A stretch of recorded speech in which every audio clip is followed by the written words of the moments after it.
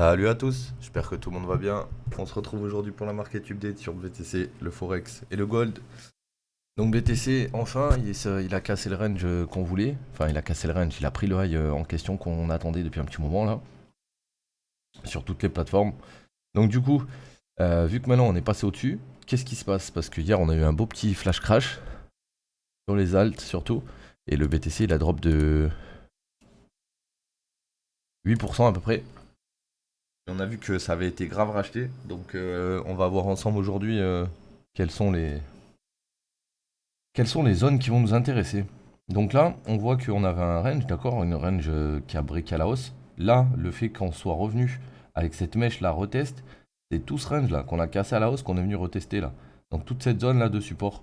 Donc maintenant qu'on a retesté et qu'on a été, on a rebondi au 61,8, je pense que si on re-rebond, enfin si on re-recorrige, c'est pour retourner encore au 61,8 avant de repartir vers la hausse. Je doute que là on avance le tout direct. Maintenant ça peut arriver, mais dans le délire, on a notre mapping ici. On a le point protégé au-dessus, point protégé en dessous. Donc faut plus repasser en dessous de 34 150. Si on reste au-dessus de 34 150, on continue de monter, tout simplement. Et si on commence à casser 34 150, attention, parce que du coup on a eu un range, on sort vers le haut, après on part vers le bas, donc ça serait un buy tout seul et on peut descendre et très vite rafaler tout le monde. Donc ça, c'est pas le plan que je préconise tout de suite, puisque quand je regarde le daily, etc., pour moi, il y a encore de l'espace sur la charte. Là, on s'est arrêté net parce qu'on était dans un OB, mais il faut pas oublier que cet OB, il a laissé des liquidités au-dessus de lui, d'accord? Et que dans cette leg là, si on regarde juste cette leg qui est descendue, bah là, c'est ce qu'on est en train de corriger. Il nous reste encore des liquidités à aller chercher. On a un gros imbalance à 44,8, 44, 45 à aller prendre aussi.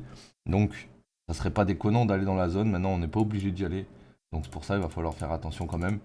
On est sur des grosses zones pivots là. On est en daily. On est en train de créer la divergence daily. Bon, pour la valider, bien sûr, il faudrait casser les lots, hein, mais déjà, on part d'une divergence daily, bullish. On arrive sur une divergence bearish. Faut faire attention. La dernière fois qu'on avait une divergence bearish, ça a commencé comme ça, puis on a eu un drop de qui a corrigé toute la leg précédente. Donc, suffit qu'il nous fasse un truc comme ça, on pourrait très bien faire la même chose, et bon, ça pourrait vite faire mal au cul. Donc, on va voir, hein. Là, on voit que ben, sur le RSI, on a pris quasiment tous les highs. En weekly, on a rebondi sur la 200 et depuis on a eu ce gros pump. Là on a refait l'imbalance. On a encore un bout d'imbalance au-dessus. Ouais, je pense qu'on peut continuer à monter. Au moins, peut-être pas direct. Là on va peut-être range un petit peu vu qu'on a cassé. On a fait genre on allait casser baissier. Il y en a beaucoup qui ont dû couper leur position à cause de ce crash qu'il y a eu là. Surtout sur les alts. Ça a dû les faire paniquer. Ils ont dû couper. Et ben nous, on n'a plus qu'à attendre de voir comment ça va play out, hein, parce que là, regardez, on a une première descente, il y a eu cette réaction. Maintenant, imaginons que cette mèche, au final, c'est un excès et qu'on regarde que ça. Bah là, je suis désolé, j'ai un premier pump avec un retour au 61,8 et là, j'ai un deuxième pump avec actuellement un retour au 61,8 et là, c'est en train de créer un doji. Donc, si ça tient ici, on pourrait repartir, tranquille. Si ça tient pas, on pourra redescendre un petit peu plus bas aller fil la zone de demande avant de repartir sur le top. Ça, on verra en fonction de ce qu'il va faire aujourd'hui. Pour invalider ce que je vous dis à l'écran, il faudrait repasser sous 34,50. Si on passe sous 34,50, on casse toute la leg qui est montée de là jusqu'à là. Et si on passe en dessous d'ici, on valide que tout ça, c'était le dernier mouvement. Et là, on s'apprête à faire une ABC plus grosse, comme on a pu faire précédemment quand il y a eu des corrections ici.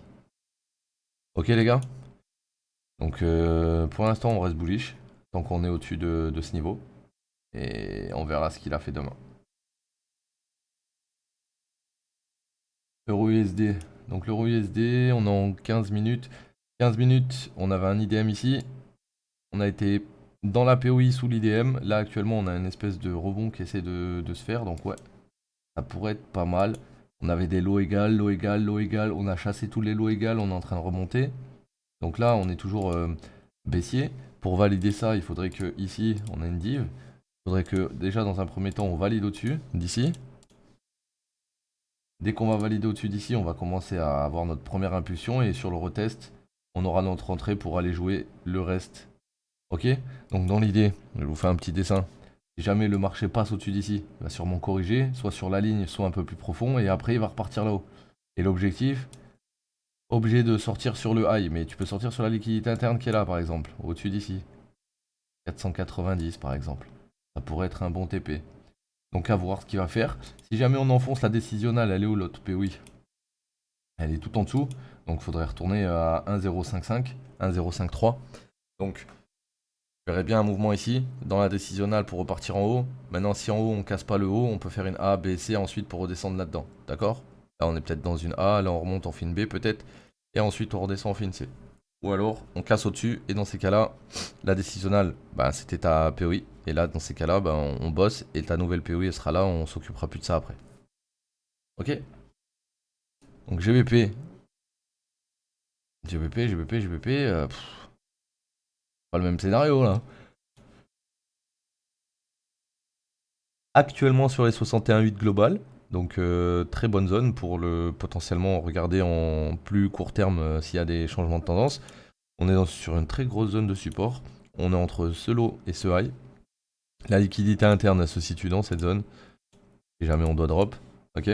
Et comme vous pouvez voir, le FVG au top, il est là. Donc dans le délire, c'est que là, si on rebondit, on peut retourner là, voire casser au-dessus. Mais surtout, si on descend, qu'on continue de descendre, on peut venir prendre toutes ces liquidités qui attendent là et revenir là-dedans. Ok? Donc, on verra si on revient là-dedans, c'est pas obligé. Mais déjà là, la zone où est-ce qu'on est, il faut regarder de près parce que on pourrait déjà avoir un changement de market structure ici. On a une div, on a un high qui protège la div, on est passé au-dessus, on l'a chassé. Là, on est redescendu au 61,8, sachant qu'on est déjà au 61,8.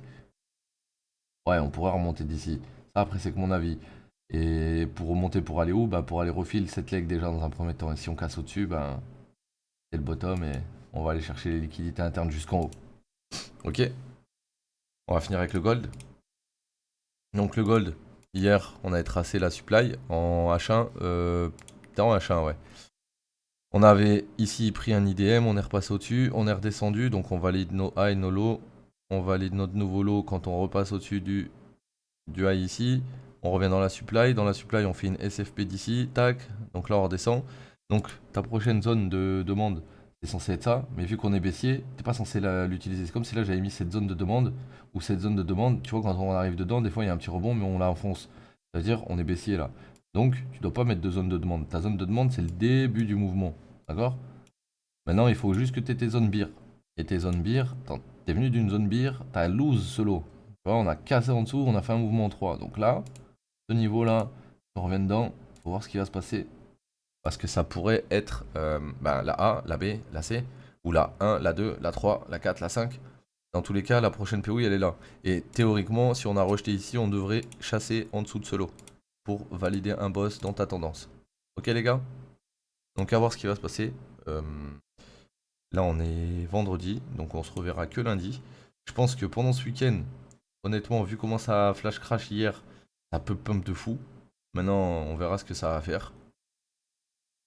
En tout cas, moi, je vous dis à lundi. Prenez soin de vous, les mecs. C'était Mims. Ciao, tout le monde.